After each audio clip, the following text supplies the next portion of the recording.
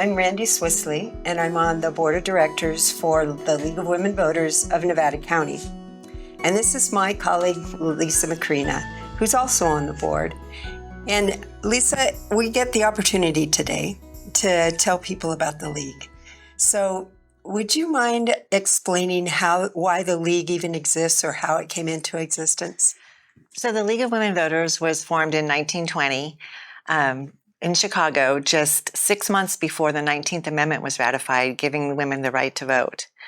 And it was designed with the intention of helping almost 20 million women with this new responsibility to be prepared so that they can research candidates and ballot issues and make up their own decisions on how they want to vote.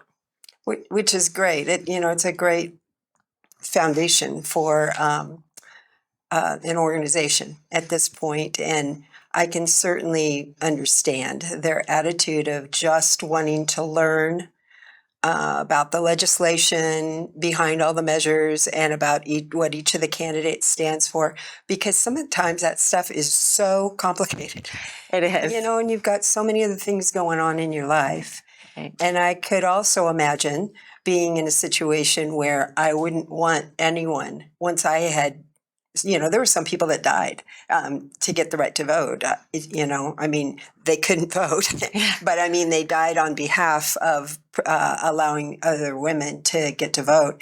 Yeah. And I can imagine the last thing they wanted is to have somebody tell them how to vote. Exactly. So they were protecting that right. And so I really have a lot of respect for all the people that provided you and I with the right to vote.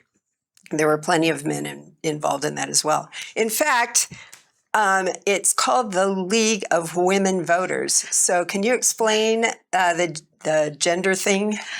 Well, it started out as a League of Women Voters, as we said, because it was initially formed right after women received the right to vote.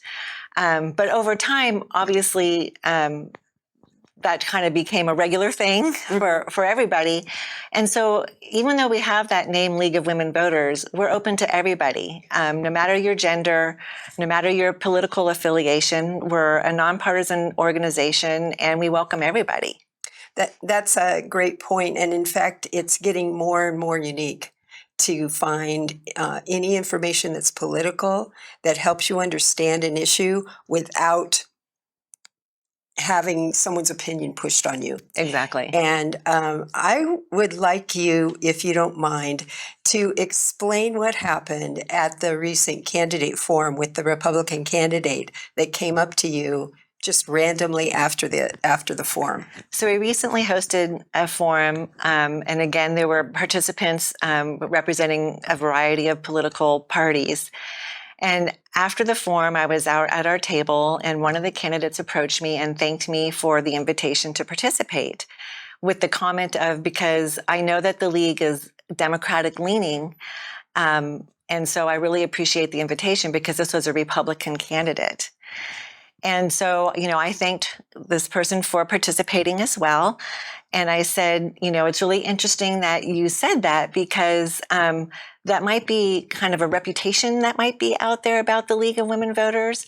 But in fact, we are a nonpartisan organization, and we give equal opportunity to all, basically, regardless of party affiliation. And it was almost like a light bulb went on in this person's head, and they said, that's true. I was invited, and I was treated, and all the candidates were treated the same during this forum. Mm-hmm. So it was a really great moment. Mm-hmm. It is. It's affirming. And I'm glad she asked, because otherwise she would have walked away and thought we were a Democratic organization. Right. Yeah. Right. So besides the candidate forums, we also do a couple of other things for the community here that are impartial and nonpartisan. One of them is reviewing all the pros and cons of each of the ballot propositions. So we try and present even-handed arguments that people have for and against each of the propositions. But 90% of the pros and cons presentations are really just explaining what the heck they mean, Yeah. because they are really complicated sometimes, and I wonder if it's by design sometimes. But Yeah. anyway, regardless of why, Right.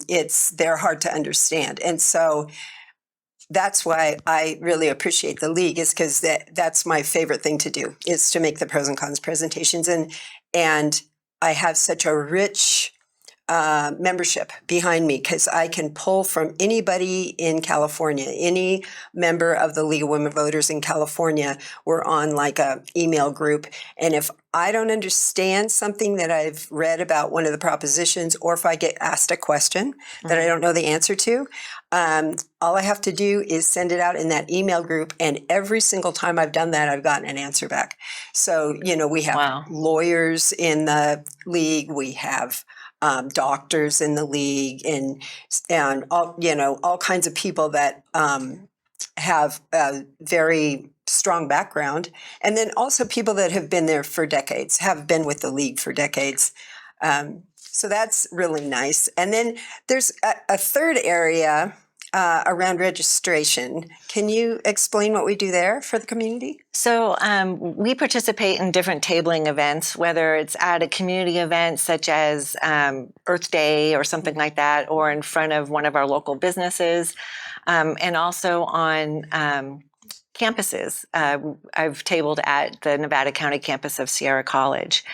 And in all those instances, most people come up and ask us questions about, how can I register to vote?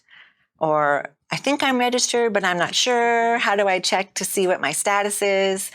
And so we're able to connect them with the California Secretary of State website. And we are modern. We do have QR codes that bring them to bring them to that website, where they can take care of those types of registration needs.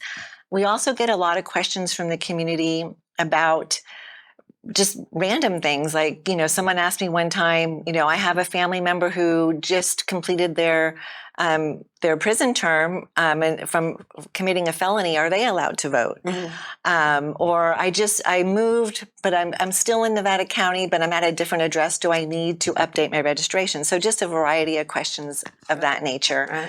Right. And of course, we try to educate them about the league, mm-hmm. That we're nonpartisan in nature, and that we, try to educate the public on the various candidates and ballot measures in a neutral manner. A neutral way. The other thing I've noticed that a lot of people get confused about, because for obvious reasons, is that there is a political party that's called American Independent.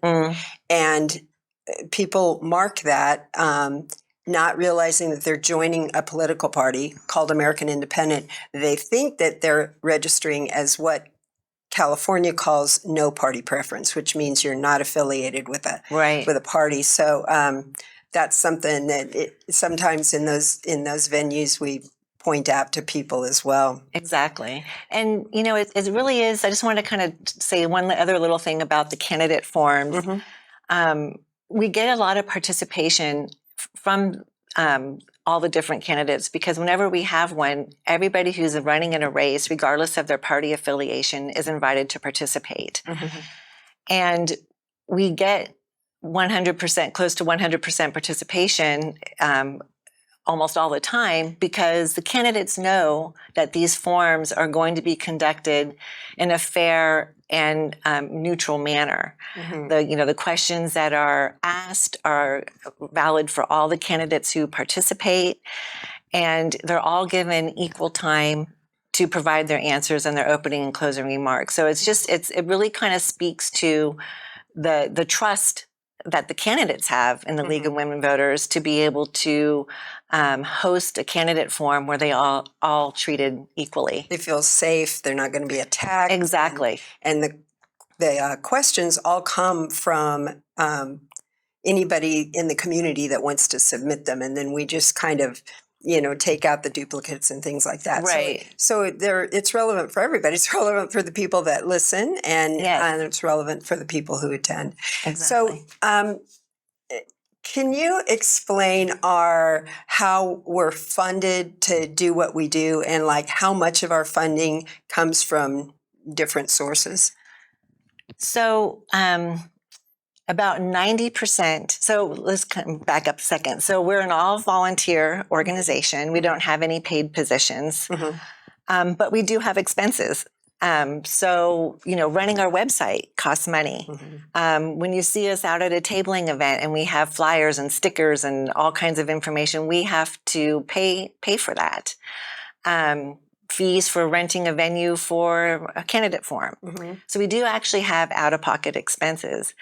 And approximately 90% of those are covered by the generous donations from our community. Wow. So we're very dependent on our community support, and we're very appreciative of it, because without it, we wouldn't be able to do as much as we are able to do. True. That's a huge percentage. It is. 90%. So that It is. So we have to ratchet back anytime we don't get donations, and then Exactly. yeah. And they're hard decisions to make, because everything we do is so important with the outreach to the community and whatnot. Yeah. So we truly appreciate the support, and we truly do need the support. We're dependent on it. We are dependent on Dependent it. on it. Yeah. Directly dependent. Yeah. Yeah. Well, we want to thank you for tuning in, and also just for listening about our elections and voting process in general. I like being part of a community where people are paying attention to things like that, and that's what makes this community as special as it is. So thanks again, and please visit our website at lwvnevadacounty.org.